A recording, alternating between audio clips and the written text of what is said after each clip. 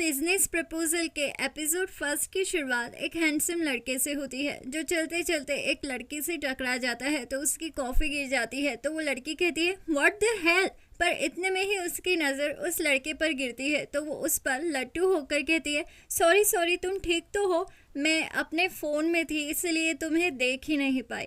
तो वो लड़का कहता है दिमाग खराब हो गया है क्या। ऐसा कहकर वो निकल जाता है तो वो लड़की कहती है अरे मैं तो माफ़ी मांग रही हूँ ना, इतना एटीट्यूड। इतने में ही पीछे से एक और हैंडसम लड़का आता है और कहता है नहीं नहीं मैडम वो आपको नहीं बोल रहे थे। तो उस लड़के की ब्यूटी देखकर वो लड़की शॉक हो जाती है। फिर सीन दोनों भी लड़कों पर शिफ्ट होता है जहाँ पर चा संग यून अपने बॉस खांग टेमू से कहता है आप धीरे भी तो बोल सकते थे ना। उस लड़की को लगा आप उसे बोल रहे हैं तो खांग कहता है इसे एडवर्टाइजमेंट कहते हैं क्या, पता ही नहीं चल रहा है कौन सा प्रोडक्ट है। और सेलिब्रिटी तो देखो, हमारी कंपनी के रेपुटेशन का क्या होगा, पता करो ये एड किसने करवाया है। तो छा कहता है जी सर। फिर सीन शीन हारी पर शिफ्ट होता है। वो फिश के साथ एक्सपेरिमेंट कर रही होती है क्योंकि वो एक फूड रिसर्चर होती है। इतने में ही उसे मिस यू का फ़ोन आता है तो वो उनसे मिलने चली जाती है। तो यू कहती है इतना लेट क्यों किया, सेरेमनी स्टार्ट ही होने वाली है। तो मिस्टर जे कहते हैं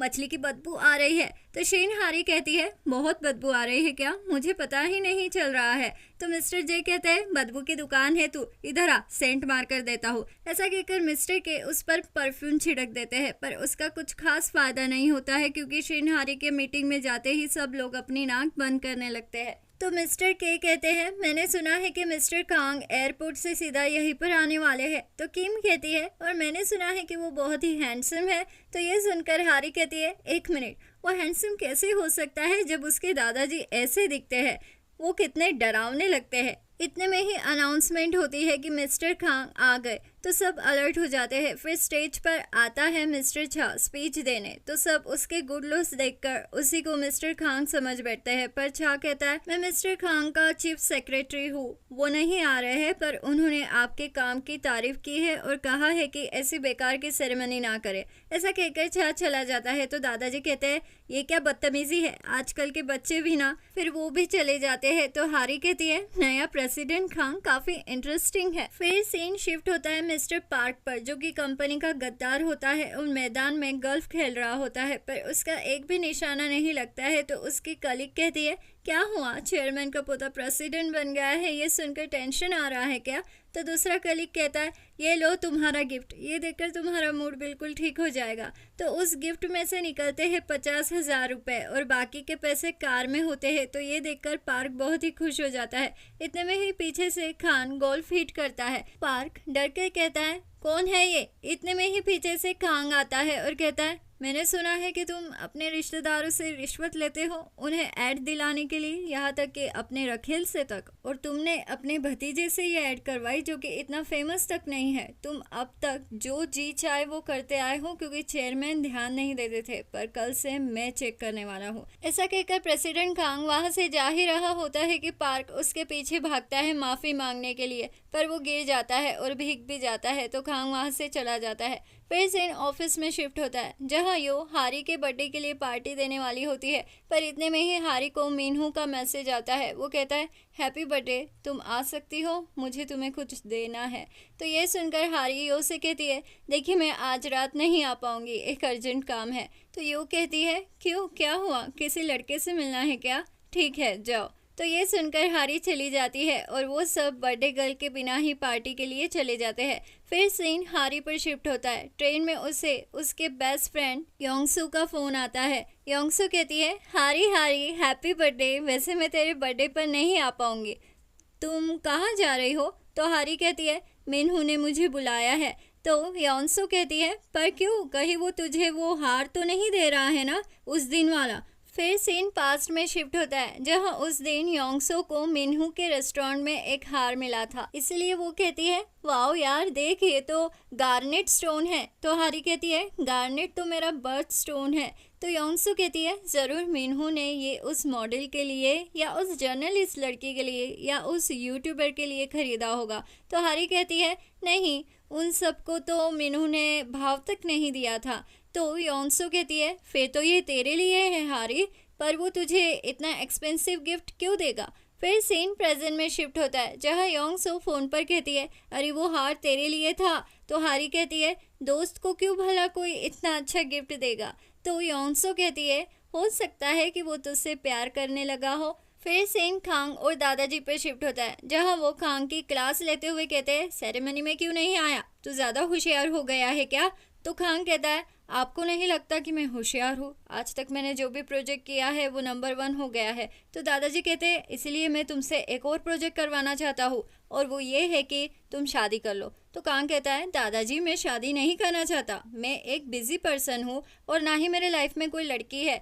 तो दादाजी कहते हैं इसलिए तो मैंने पैसे वाली लड़कियों की लिस्ट बनाई है, तुम उनमें से किसी को भी पसंद कर सकते हो उनके साथ ब्लाइंड डेट पर जाकर।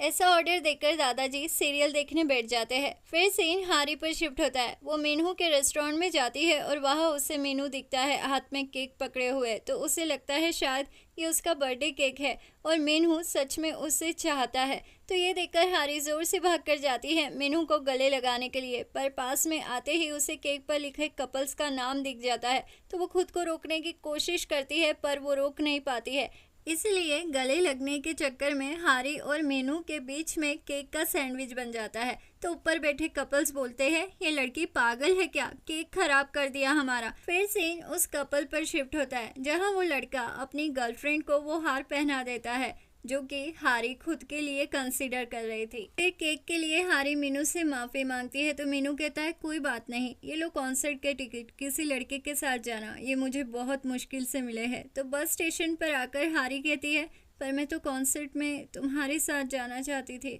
फिर सेन खांग मिस्टर चा और दादाजी पर शिफ्ट होता है जहाँ पर खांग डेट पर नहीं जा रहा होता है। तो दादाजी उसे कहते हैं एक मिनट, कहीं तुम और चा एक दूसरे को डेट तो नहीं कर रहे हो। तो मिस्टर चा कहते हैं मैं गे नहीं हूँ, बाकी प्रेसिडेंट खांग के बारे में मुझे कुछ ज़्यादा पता नहीं है और मैं गे होता भी तो मैं कांग को कभी डेट नहीं करता, वो मेरे टाइप का नहीं है। तो ये सुनकर कांग शॉक हो जाता है और दादाजी हंसने लगते हैं जिस वजह से उनका बीपी अचानक से कम हो जाता है। फिर सीन हारी के मम्मी पापा के रेस्टोरेंट पर शिफ्ट होता है जहां हारी को उसके बर्थडे के दिन भी काम करना पड़ता है और उसके मम्मी पापा को उसका बर्थडे तक याद नहीं होता है, इसलिए वो नाराज़ हो जाती है। फिर सीन दादाजी पर शिफ्ट होता है, वो बीमार होने का नाटक करके कांग को डेटिंग के लिए ब्लैकमेल करते हैं पर कांग तेमू मानता नहीं है। वही दूसरी ओर डस्टबिन के कचरे को लेकर हारी के मोहल्ले में झगड़ा हो जाता है। झगड़ा करने वाले आदमी को हारी धक्का देकर गिरा देती है तो उसकी मम्मी उसकी क्लास ले लेती है। तो हारी कहती है आप तो बर्थडे के दिन भी मुझे मार रही है। ऐसा कहकर हारी अंदर चली जाती है और उसी वक्त मॉम और डैड को ये पता चलता है कि आज तो हारी का बर्थडे था और हमने सेलिब्रेशन तक नहीं किया।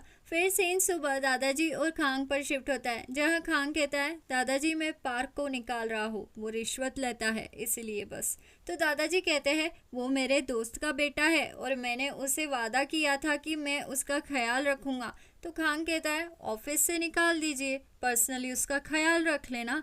तो दादाजी कहते हैं ठीक है पर एक शर्त है, तुम्हें डेट पर जाना होगा। तो तेमू मान जाता है। फिर सीन हारी पर शिफ्ट होता है, उसके मोबाइल पर मैसेज आता है 8 लाख वॉन भरने का, क्योंकि उस आदमी का हॉस्पिटल का बिल होता है जिसे उसने कल रात गिराया था। तो हारी कहती है ये मैं कैसे भरूंगी, मेरी तो ईएमआई भी चालू है और सैलरी भी इतनी सी ही आती है। ऐसा सोचते हुए हारी परेशान हो जाती है। फिर सीन योंगसू और हारी पर शिफ्ट होता है जहां योंगसू के डैडी उसकी ब्लाइंड डेट फिक्स कर देते हैं। तो वो परेशान हो जाती है और हारी से कहती है यार पिछली बार की तरह तू ही मेरी जगह पर डेट पर चली जाना योंगसू बनकर, पिछली बार की तरह चुड़ैल का आइडिया कर डेट को फिर से भगा देना। तो हारी कहती है तो खुद अपनी ही डेट पर क्यों नहीं जाना चाहती है। तो योंगसू कहती है वो इसलिए क्योंकि मैं अरेंज मैरिज नहीं लव मैरिज करना चाहती हूँ, देखना एक दिन मैं अपने हीरो से जरूर टकराऊंगी। तो हारी कहती है तो कितनी रोमांटिक है। फिर सीन पास्ट में शिफ्ट होता है जहाँ योंगसू की जगह हारी ने डेट पर जाकर उस बिजनेसमैन के सामने तांत्रिक बन के आत्मा बुलाने का नाटक किया था जिससे वो बिजनेसमैन बेहोश हो गया था। तो ये सोचकर हारी डेट पर जाने के लिए मना कर देती है। तो योंगसू कहती है